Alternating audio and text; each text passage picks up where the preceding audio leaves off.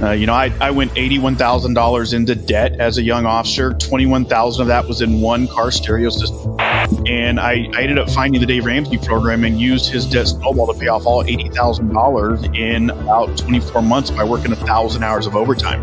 There is no cookie cutter approach when it comes to money. Everybody's got a different situation. And you take someone that got handed 2 or 3 times more than they've ever made, and what do you expect them to do but go out and buy the big trucks and the guns and the rifles and do stupid stuff with money? And that's all a budget is. It's doing your ops plan before the month begins. It's debriefing throughout the month, and it's doing a formal after action at the end of the month to make sure that everything go according to plan. Welcome to Responder Resilience, along with my co-host Bonnie Rumley, LCSW, EMTB. I am David Dashinger. On this episode, we'll be speaking with Nick Daugherty of FinancialCop.com about financial wellness for first responders. Don't forget to like and subscribe on our YouTube channel. It's Responder Resilience. We're also on Facebook, Responder Wellness Inc., and Responder TV. We're on bbsradio.com, Apple Podcasts, all the podcast platforms, and visit our website, respondertv.com, for past episodes and guest information. We will be right back to speak with Nick after this. In this family, more of us die by our own hands than by the hazards of the job. In this family, up to a quarter of 911 dispatchers have symptoms of PTSD. In this family, our mental health and wellness are in crisis, while responders are quietly suffering. In this family, many struggle with job-related stress, burnout, trauma, sleep disruption, substance abuse, and marriage problems. In this family, we can help the helpers with vital information and resources, resilient strategies, and success stories of overcoming the obstacles. In this family, no one is alone. Welcome to Responder Resilience with co-hosts retired Lieutenant David Dashinger, Dr. Stacy Raymond, and Bonnie Rumley, LCSW, EMTB. Today, we're joined by Nick Daugherty of FinancialCop.com. FinancialCop is the largest financial wellness training group in the country taught by first responders for first responders. They've taught over 30,000 first responders from over 3,000 agencies nationally. And in addition, they operate one of the largest first responder-owned, fiduciary-only financial advisory firms. Nick, welcome to Responder Resilience. Thank you. It's an honor to be here with you guys today. It's great to have you. Yep. So as standard in the financial world, as you know, you hear the people on the commercials and all the fast reading. I don't read fast, but I do have a little quick disclaimer if you don't mind me getting another way real quick. Yeah, lay it on us. So discussions in this show should not be construed as specific recommendations or investment advice. Always consult with your financial or investment professional before making important investment decisions. Advisory services offered through Retirement Plan Advisors, LLC, a federally registered investment advisor. RPA and Financial Cop are not affiliated. See, I told you I don't read as fast as they do on the commercials. All right, and now take a deep breath. Yeah. I always joke in my class, I'm like, thank you, SEC. That's one of the things I got to get out of the way. Luckily, our population gets it, right? Yep. So talk to us about what a financial planner actually does for a first responder. Well, financial planners can do all kinds of things. And, obviously there's all kinds of different financial advisors. And in the class we teach in person, one of my favorite sections is a section called How to Interrogate Financial Planners. Because the reality is, as cops and firefighters and EMS, we don't trust them. Why? Because they're not cops, firefighters, and EMS. And in our world, we don't get trust because we don't really understand what those financial advisors are doing, and more importantly, how they're being compensated. And so a financial advisor can do anything from basic financial planning to budget help to investment advice to helping understand your pension. I mean, a financial advisor, it's a gamut. It can be a very, very large swath of what you want it to be from a financial relationship. And, you're reminding me as you're speaking of back in the firehouse days, a lot of advice was being shared by, from one firefighter to the next, right? Oh, you should get into this 457, or you should max out your 401k or whatever. But it seems like we need somebody who's a little further along, a little more knowledgeable. So in your world, why is it so important to talk about financial wellness? Yeah, I mean, you talk about the firehouse, and I mean, we have it at the PD too. I mean, I call them hallway gangsters. People that think they know a lot about finances that may or may not. I was a hallway gangster. I mean, I learned about money because I did a bunch of stupid stuff with money, which qualified me as a rookie. I went $81,000 into debt as a young officer. 21,000 of that was in one car stereo system. Yes, just one. And I ended up finding the Dave Ramsey program and used his debt snowball to pay off all $80,000 in about 24 months by working 1,000 hours of overtime. And so I became the nerd at my department, and I was that guy that everybody would come to. And I look back and I go, man, I was a hallway gangster. I was giving them advice based on what I thought they should do based on my financial situation and not theirs. There is no cookie cutter approach when it comes to money. Everybody's got a different situation. I mean, even in the Dave Ramsey world, some people love Dave Ramsey, some people hate him. Some people love Susie Orman, some people hate her. You got to find what works best for you. And that's really what a financial professional can help, is hone in on your specific situation. Every one of us have a lot of different puzzle pieces when it comes to money. And a good, true financial advisor is not going to just focus on the investments and the pension, but they're going to truly focus on what are all your puzzle pieces and how do we put them together. You may be doing great at retirement, but you may suck at budgeting. You may suck at your debt reduction plan. How do we take that and encompass it and put it together in a full plan like that? And, I had the pleasure of seeing you speak in Orlando at the First Responder Conference. And one of my favorite parts of your presentation is a very pictorial presentation of the car stereos that you bought in the course of your car career. Why is it that first responders love to spend money on the toys without kind of thinking about, the future? Like, what is that? Yeah. What is that about? I think a lot of it circles around. I spent a lot of time talking. Actually, I taught 125 chiefs in Texas because every police chief in Texas has to go through our training. And I talked to them a lot about one of the things we don't understand about the issues with our young officers and firefighters is that for the most part, we are hiring these young guys and girls at 22, 23 years of age, right out of college or high school, basically, and we're turning them into lottery winners. We're paying them more money than they've ever made in their entire life. We give them access to either unlimited overtime or the ability with the free time, especially on the fire side, because you got 96 hours off a lot, of being able to go do part-time jobs.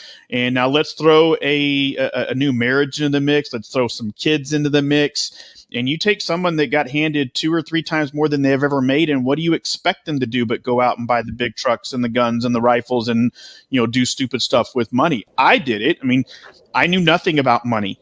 I grew up in a middle-class family. My parents were great at providing for us.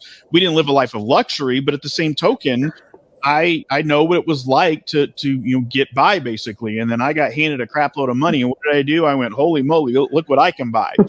And, on the law enforcement side, there's a really good book called Emotional Survivor for Law Enforcement. And it's written by Dr. Kevin Gilmartin. And it really, he does so much on the police side. It really applies to the fire side as well. But he talks in that book about the hypervigilant state.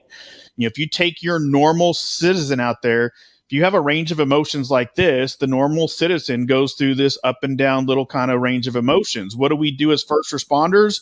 We get on duty, we get dispatched to the fire or the, entrapment or the, shots fired call, and we go straight into an adrenaline rush. And then we get dismissed or we get done with that. And then we go to a burglar of a motor vehicle report, or we got to go push somebody out of the road. And, that takes us down into that depressed mode. We do that all day long and we get off work and we're stuck in depressed mode. And how do we get out of that depressed mode? Well, what we should be doing is we should be, taking care of our nutrition. We should be working out, finding hobbies, having friends outside of the first responder world. But what a lot of us do is we turn to things like addiction. We turn to, things that get us in trouble. And one of the things he talks about is retail therapy. If I've had a really bad week and it's just been rough and I need a pick-me-up, ain't nothing more than a pick-me-up than going and buying an $80,000 truck until those car payments start showing up.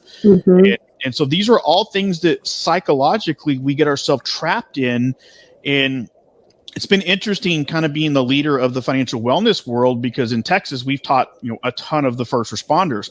And when I teach across the country now, I get a lot of these chiefs go, man, I just didn't realize how much this all encompasses each other and it all intertwines with each other. Right. Today we're joined by Daniel Sundahl. He's a published artist and writer and has 3 art books produced of his works. Articles of Daniel's work are featured in several international publications, and his art is recognized worldwide as he travels internationally speaking about his art and personal experiences with occupational stress injuries and post-traumatic growth. He's an advanced care paramedic, pre-hospital educator, a retired firefighter, photographer, and photo editor. Daniel, warm welcome to Respond to Resilience. Thanks, David. It's great to be here.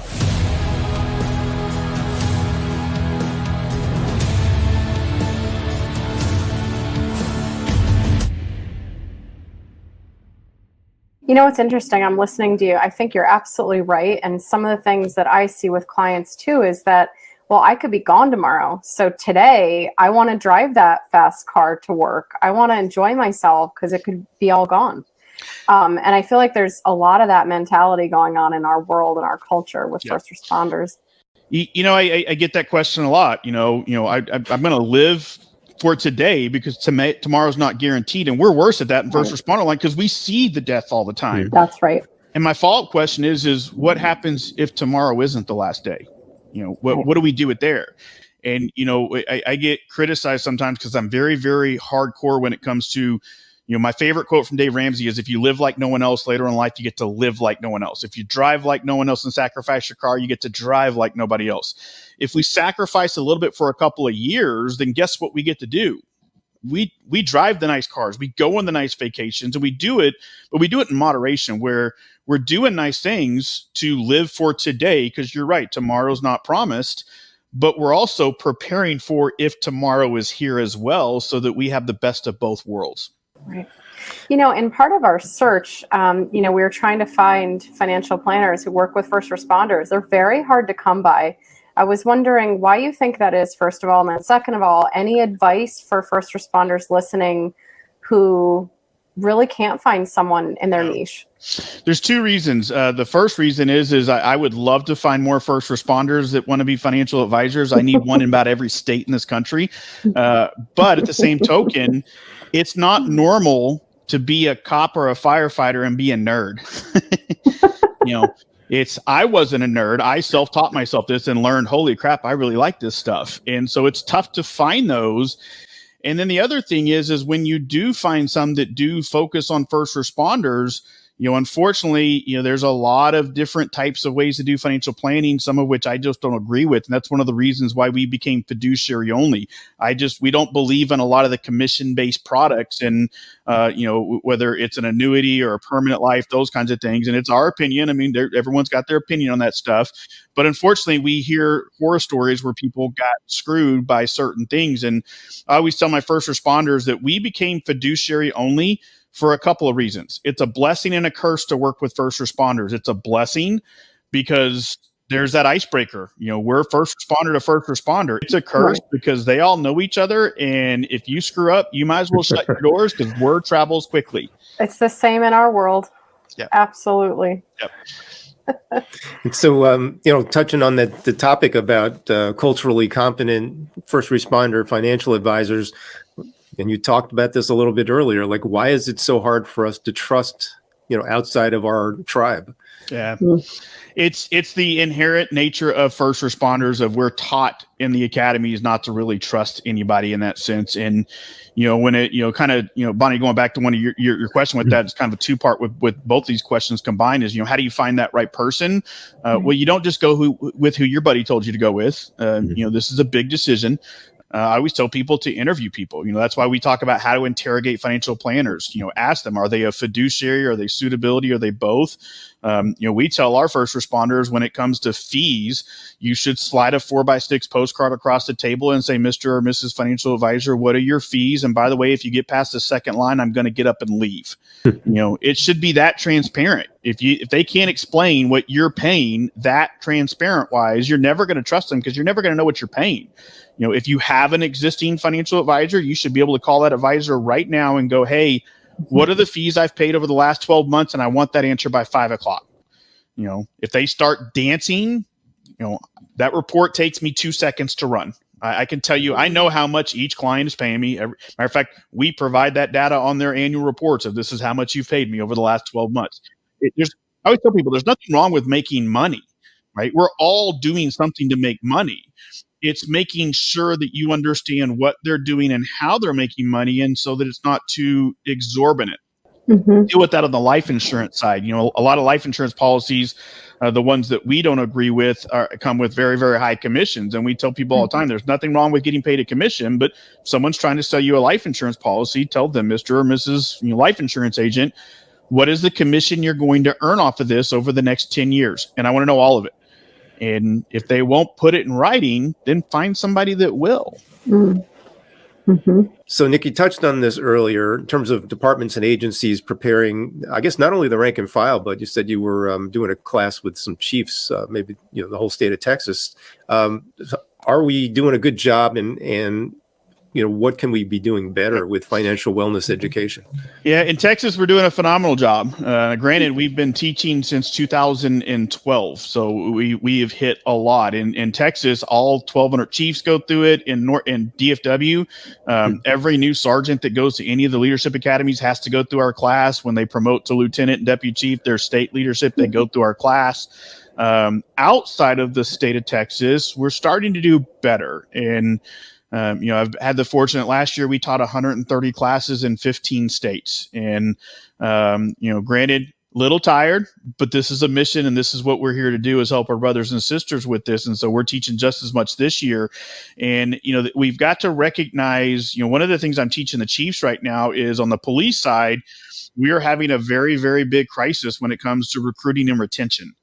And we got cops retiring at 20 years instead of 25 and 30. We got nobody that wants to be a cop. I've been giving my West Coast first responders kudos, because I don't know that we would have cops in Texas right now if it wasn't for the West Coast all coming to Texas to become cops. I don't know how they're doing it out there, but in one of the things we looked at is over 70% of their employers would be willing to talk to a financial professional unaffiliated with their department to help them with this. 60% of them would feel better if they had financial wellness resources. I'd have to pull up the stat again. I can't remember off the top of my head, but it's something like, 48 or 49% of employees are anxious about their finances, while 70 something percent of them don't do a monthly budget, which would fix the anxiety on the monthly finances. We've got to start to remember and correlate. Now, a lot of those that, a lot of chiefs don't even recognize it. I mean, if you think about it, one of the biggest things that stresses people out is money. And, whether it's debt, whether it's medical expenses, whether it's saving for retirement, but look at the saving for retirement. I mean, every single agency in the country, whether it's police, fire, EMS, it doesn't matter. Every single one of them has a grumpy, somebody that can't stand being there. They hate the place and they do everything they can to bring everybody down. And the reality is, a lot of the time they're grumpy because they can't afford to retire. Now, think about what that does from a morale standpoint to that shift. Right. And it's all designed because they can't retire. They can't put their kids through college, or the system screwed me, even though it didn't. The system was designed for them to succeed. They just chose not to take the steps over their lifetime to do it. Well, you touched on the budgeting piece, but what is a zero-based monthly budget, and how does someone create one? Yep. So a zero base or an every dollar budget is really the in my opinion, the only way to do a budget, right? Most people do what I call budget template syndrome, if they even do that anymore. They put some stuff down on a piece of paper and scratch their heads and wonder why it didn't add up. And I always tell people, if you're using Excel or a piece of paper to do your budget, you are not budgeting. You look at the end of the month and you're like, I thought we were going to spend this, but we spent that. And so an every dollar budget is planning your budget before the month begins, tracking it throughout the month, and actually doing a follow-up. And we don't teach budgets like that anymore. I teach budgets like a SWAT raid, or for the fire department, a plan to attack a fire, right? A SWAT officer, that team, before they leave to do that SWAT raid, they do an ops plan. On the fire side, every fire department has an operational plan for if we get dispatched to a 1 alarm, a 2 alarm, a 3 alarm. What's the plan, right? Well, I use the SWAT team analogy. Where are we going? What's the nearest hospital? Who's my dispatcher? What's my stack order? Who's breaching? Same thing for the fire. They do the same thing. Now, that's what doing an every dollar budget is before the month begins. What do we think we're going to spend? And the most important thing that the fire department and the police department does is not the SWAT raid or the fire. It's what they do afterwards. They go back and they debrief and do a formal after action. Did everything we think was going to happen go according to plan, or do we need to make it more efficient down the road? Because just like no two fires are the same, no two monthly budgets are the same, right? We're in May. May of 2023 is not the same budget as May of 2022. And that's all a budget is. It's doing your ops plan before the month begins. It's debriefing throughout the month, and it's doing a formal after action at the end of the month to make sure that everything go according to plan. And in the beginning, you're going to do a lot of debriefs. Why? Because this is a skill. Now, I mean, me and my wife, Carrie, have been budgeting religiously for over 16 years. We don't hardly debrief at all during the month. It's so automatic. We have a couple times we will occasionally, but it takes us such little time to do our budget because it's become such an automatic skill. So it's just like working out in the beginning. It's tough. You can't run a mile. You can walk and then start running, but eventually you run a mile and you're like, that was nothing. It's the same skill set with budgeting.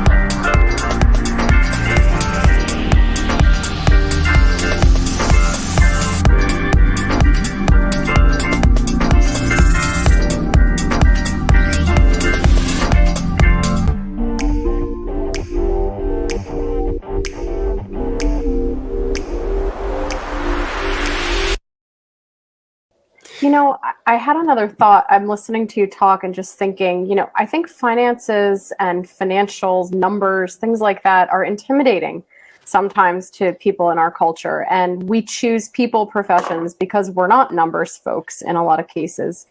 But what you just said was such a no-brainer. Applying the procedures that we already use every day in the world and on the road. I mean, it's like, keep it simple, stupid, right? That was such a simple way, but I think every first responder could resonate with what you just said. That's how we built our program, is we stupefied it. And I always tell people, we didn't stupefy it because I'm stupid. We stupefied it because this is how I learned, right? You know, when I teach about the stock market, I have pictures of my son standing next to roller coaster rides. Like, that's how you understand this stuff. You know, we don't do, you know, Dave Ramsey has the 7 baby steps. We have our program that we call the 8 phases of financial training, right? Every single one of us is familiar with field training.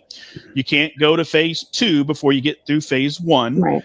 And occasionally when we are going through training, we struggle and we have to step out of training and go to remedial. In the financial world, as you're working through your phases of financial training, sometimes your water heater goes out. Welcome to life. We step out of the plan, we go to remedial, we fix the water heater, and we step right back into where we were. That's life. And that's really one of the things I really have enjoyed the most about the program that we've created over the years is we've just always joke, you know, me being a cop, I always say, I've just copified this stuff. And you started mentioning how you debrief with your spouse, Nick, and in general, how can first responders do a better job communicating with their spouses about money and finances and including them in the planning process? Yep. Yeah, this is a tough one. This is the most common question I get asked from my spouses is, Nick, when I talk to my spouse, how do I talk to them? Because every time I do it, it's a fight. And I always tell them it's a fight because of how you're talking to your spouse. Right. Some of it is inherently trained in us. I mean, if you think about it, our job as first responders, especially on the patrol side of cops and your line level fire, our job is to answer the call for service, get there as safely as possible, listen just enough to put a Band-Aid, and leave and hope we don't have to come back before shift change. Yep. What we do all day long, right? And then we get home and we do the same thing. We triage our family's life. Okay, I've had a bad day. I'm tired. It's been a long 48 hours. Oh, man, she wants to talk. How do I listen just enough to triage this and hope I don't have to talk again until tomorrow? We all do that. We do, and it's about learning your languages. In law enforcement, one of my favorite classes that I've ever participated in is a class called verbal judo. Your mouth will talk you out of more fights than your fist will. It's about de-escalation, basically. And, I always talk about how we can use our verbal judo skills at home with our spouse as well. We all have different kind of languages. My name's Nick. I'm a nerd. I love budgeting. My wife, Carrie, is a free spirit. The budget might as well be a 4-letter word, right? Now, on the flip side, I may be the nerd, but I'm the spender. I like to buy toys. Carrie is my natural saver, and we have to figure out how that works together and mesh together. So as the spender sometimes, as the nerd, I can see her spend money and come across too aggressively going, why did you buy that? Now, I'll give you a good example. Amazon. Amazon can be anything, right? It can be clothes, it can be dog food, it can be who knows what's in the Amazon box. So if I come home tonight and Carrie's got a bunch of stuff in the living room with Amazon boxes attached to them, I got a couple ways I can respond. I can walk in and go, what the heck you buy on Amazon now? Right? She's already on her heels. What do you mean, what did I buy on Amazon? I'm an adult. I'll buy whatever I want to buy on Amazon. Or I can use my verbal judo skills and I can go, hey, I see you got some stuff from Amazon. What category in the budget do you want me to put it in? Now, she knows I'm a natural tracker. And so I'm not questioning the spending. I'm questioning, hey, where do I put it? And okay, I got some clothes for the kids. Okay, cool. I'll go put it in the clothing budget. Now, if I go to the clothing budget and we thought we were going to spend about $150 this month and she just dropped $250, once again, I got a choice. Walk back in that living room and go, what is wrong with you? We said $150 and you just dropped $250, right? The gloves are already on. The fight's about to happen. Right. Or I can come back and I can say, hey, Carrie, what we thought we were going to spend on clothes for the kids this month was about $150. What we have spent, we're sitting at about $250. Can you come help me fix this? Maybe do we want to pull like $100 out of the restaurant budget? Maybe roll it over to next month. It's key words I said there. Right? We earn them together. We plan them together. We spend it together. And you want to stop money fights in America? If you're married and you're watching this, you might not agree with my opinion that I'm about to say, but you are both chiefs of your department. There's not an assistant chief in this relationship. We earn it together, we plan it together, we spend it together. Well, just for the record, I don't know anything about Amazon boxes. Famous last words. So I wanted to go into another topic, which is that of wills and estate planning. Can you talk about how that really applies to first responders in your point of view? Yeah, I hate this section. I hate it because we shouldn't even have to talk about it.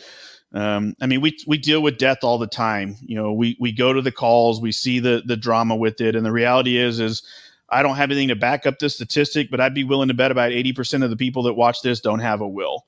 And we have the resources to get that. A lot of, on the police side, some police associations give wills for free. There's associations out there. There's a group called willsforheroes.org that has chapters across the country where state attorneys will provide wills. They're not as big as they used to be, but there's still some out there. But we don't do a will. And all that does is it gives us issues if we die.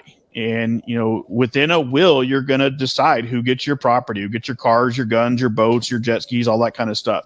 You're going to have an executor of your will, usually somebody that is going to dictate how your wishes want to be settled. And I always tell people, if you don't have a will, I hope you have a really good relationship with your crazy sister or brother, because that may be who takes care of your will. Same thing for the kids. If you don't have a will, who's going to raise your children? I hope you like your crazy aunt and uncle. We all have one or two, right? That may be who raises your children. And so, obviously I'm not an estate attorney, so I always tell people, consult with a good estate attorney. But when it comes to the will and estate planning process, it is so integral to the financial planning process. And we recommend everybody reach out to a good estate attorney or somebody that you trust that know that can help you with this. And you've got to get a will yesterday. I wanted to also circle back to debt, which you mentioned earlier with the example about your $80,000 car stereo system. So how can first responders navigate debt in their financial world? And then, what are some of the types of debt and how do they impact our ability to build financial strength? Yeah, so I'm one of those weird people that believes there's only one kind of a debt that's positive, and that's called a paid for debt. I just don't believe in debt. It's not because of my Dave Ramsey days. It's because of my study in millionaires. I mean, I've been through the gurus that say you should leverage debt to your eyeballs to become wealthy. But when you study millionaires as extensively as we have, you find there's a very big characteristic of millionaires. They don't have debt. And I get all the time, well, yeah, that's because they're millionaires. Well, that's interesting because 98% of them came from the middle and lower class. 85% of millionaires are first generation rich. 79% never received a dime of inheritance in their entire life. And here's the fun one. And by the way, I'm quoting all these stats from a book called Everyday Millionaires by Chris Hogan, where he surveyed 11,000 millionaires. And of the 11,000 millionaires surveyed, a third of them never earned $100,000 in any one given year of their entire life, yet they became millionaires. I mean, the third most common career was teacher. So don't tell me you can't do it. It just takes discipline with that. And so when it comes to debt, the first thing we've got to recognize when it comes to debt, it's really hard to lose weight in America with a tub of ice cream in the freezer. Mm-hmm. And if you're like me, it's going to get eaten. It's really hard to become debt free if you're continuing to build on your debt level. And so I had to get rid of my credit cards. I had to cut them up. I look back now at that time period and I had to get rid of my credit cards because credit cards were a toy and I had to reprogram my brain to make me realize that they're a tool. I do have a credit card now. I pay it off every Friday. It's a tool in that aspect. But it's also hard to lose weight in America because you work your butt off and you look in the mirror 2 weeks later and it doesn't look like you lost a lot of weight, right? We don't have that psychological boost with that. And so I'm a big fan of a program called the Debt Snowball, where you list all of your debts from smallest to largest, everything but the house. I don't care about interest. All I care about are the balances. And I'm going to tackle my smallest balance. I'm not going to pay anything extra on anything but that smallest balance until I pay that off. And then I'm going to go up to my refrigerator with a big old flat black Sharpie marker, and I'm going to put a big old fat black line through that because I kept my debt snowball on my refrigerator. Psychologically, you just had a win. Every time you walk by that refrigerator, you get to see that you lost a little bit of weight. Mm-hmm. And if that smallest payment was $50 that you just eliminated, we're going to roll that 50 into the next debt. And we're going to build that snowball. Now we're going to start to build some momentum. And one of the things that we have in first responder land that the civilian world does not, we have the ability to take what gets us in trouble, working too much overtime and part-time jobs, into something that accelerates the plan. People ask, how did you pay that off so quickly? I didn't have to go deliver pizzas. I just signed up for a bunch of overtime. Mm-hmm. And then I use that to help accelerate things to start to pay things down. And every time you pay off a debt, you become that much more financially stable as well. Mm-hmm. I mean, if you've freed up $600 in monthly payments and your water heater goes out, welcome to remedial training, tap the brakes, step out of your snowball, use that $600. And then we also preach before the tackling your debt to have a $2,000 baby emergency fund. Now use that to fix your water heater. Now we're going to use that $600 plus overtime to replenish the emergency fund and then go back into the debt snowball. And it starts to build momentum and you start to see the wins picking up quicker and quicker and quicker. When you retire, you're just another employee. It's gone. In 10 years, you'll be, oh yeah, that's good old what's his name. And sometimes I think for a lot of us, it's scary to retire when you've been raised by an organization for almost 3 decades. There's a running joke that says that as you retire, you're forgotten about before you even leave the parking lot. It wasn't that I was losing the passion for the job. I decided I want to go ahead and transition and start traveling and talking to groups of people. I lost who I was. I didn't have any plans for the future. I sunk. And we're always saving for a rainy day. And what ends up happening is you die and you never receive the benefit of you working so hard for so long. It's as if you've lost a loved one. For me, there's a sadness there. They really do become your second family. I was a firefighter. That was always what I wanted to do. Sometimes life throws you a curveball and you find yourself without an identity. I would pass police cars and it was like somebody punched me in the stomach. Like I got sick because I missed it so bad. When you say I'm a retired firefighter, people, they notice. And they're like, wow, man, that's incredible. And it provides an avenue for you to be impactful.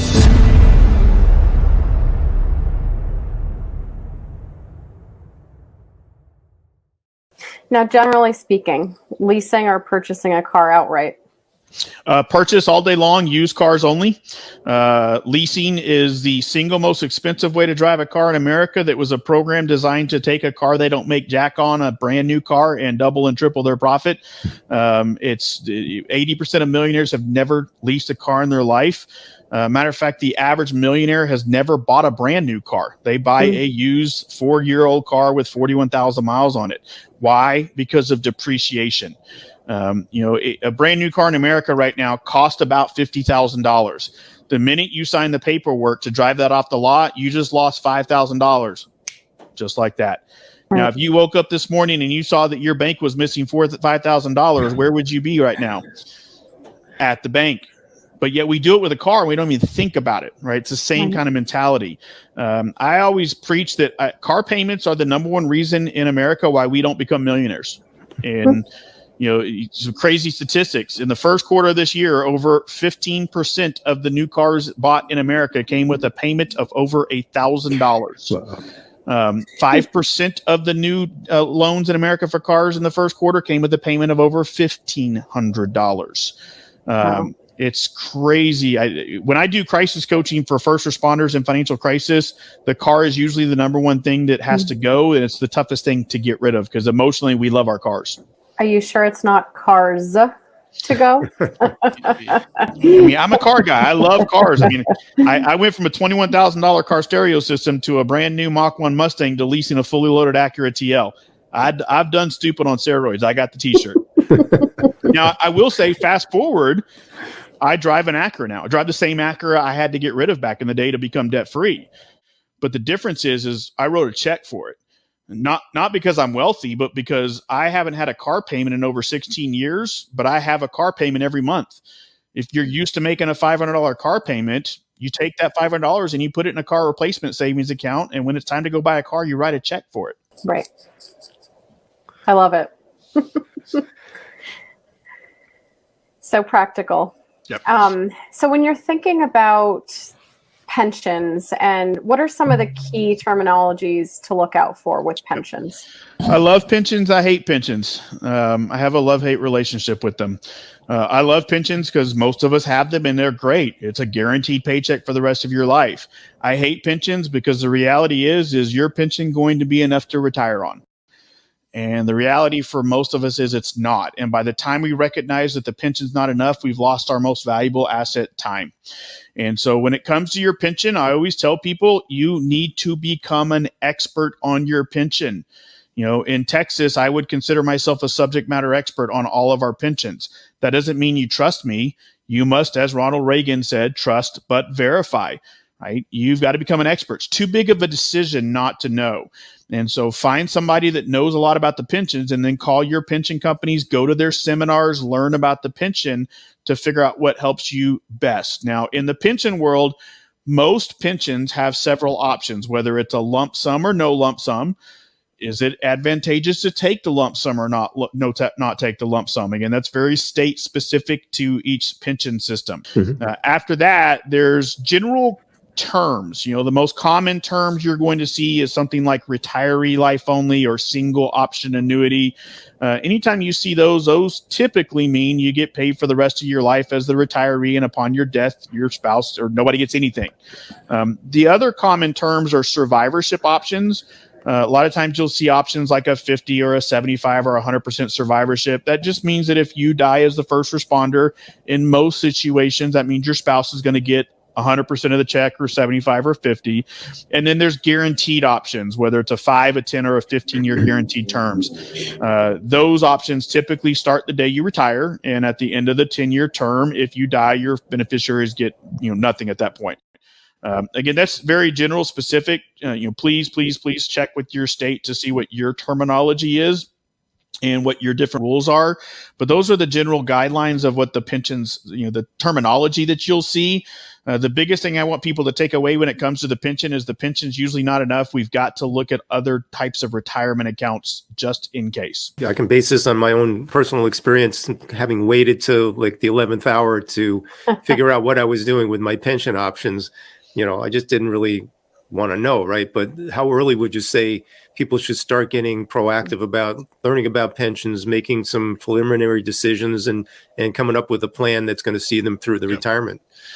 When we teach academy classes, I tell them that after they leave, they need to go to their pension company's website, sign up for an account, and start running estimates for what it looks like in 20, 25, and 30 years.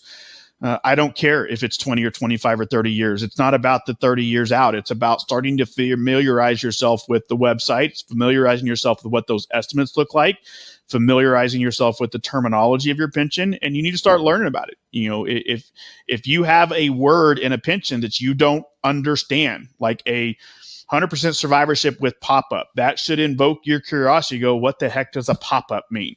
And start learning about that. Why? Doesn't matter if you got 30 years, that's part of your plan. You need to start to understand what that is. So the short of your answer is the day you get hired. And you need to be looking at your estimates at least once a year minimum, just to keep looking, because they change. And as you get closer, you need to start getting more and more looking at the different numbers and the differences of what it does. Do I retire after my birthday, the first of the year, my anniversary? What are the advantages of each day, to start to narrow down into your window?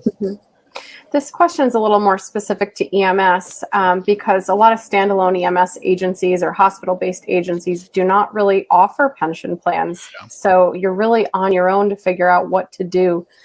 Do you have any specific advice for those folks? Because that is one that I hear a lot, especially from EMS people who feel that they just cannot retire. They can, they just chose not to learn about the options available to them. And so you typically in the retirement world for employers have three different types of accounts. 401ks, which are typically designed for corporations, although some big cities and states have 401ks. You have 457s, which are called deferred comps. You're deferring your compensation now so you can take it later. Those are usually for municipalities. And then you have what are called 403B accounts, which are typically for nonprofits, your hospitals, your schools, those kinds of things. Don't get confused by the numbers. All those numbers mean is if you want to learn more about your 403B plan, go to section 403 subsection B of the Internal Revenue Code. It's just reference to the IRS code. And so what I hate to see first responders go, I don't have a pension, so I'm screwed. Well, no, you may have a 403B plan at your department, which means you can contribute to retirement. And so you're not screwed, because those cops and firefighters are having 10% taken out of their check. You just have to manually go do it.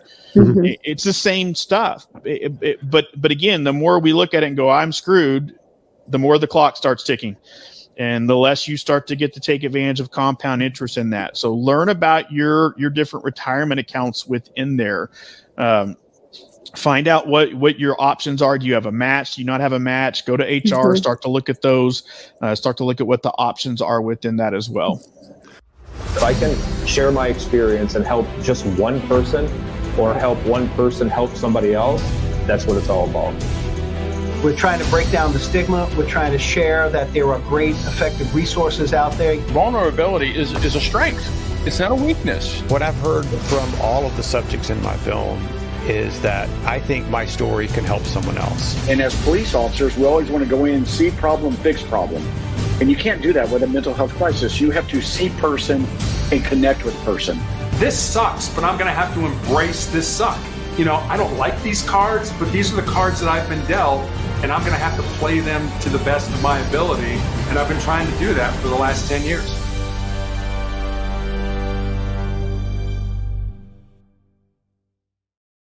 We've covered a lot, and just wanted to check and see if there's anything that we haven't mentioned that you wanted to say before we close up. You know, you're gonna. So first and foremost, when it comes to money, one of my favorite quotes. I'm gonna give you a couple quotes. The first quote is, "No excuses.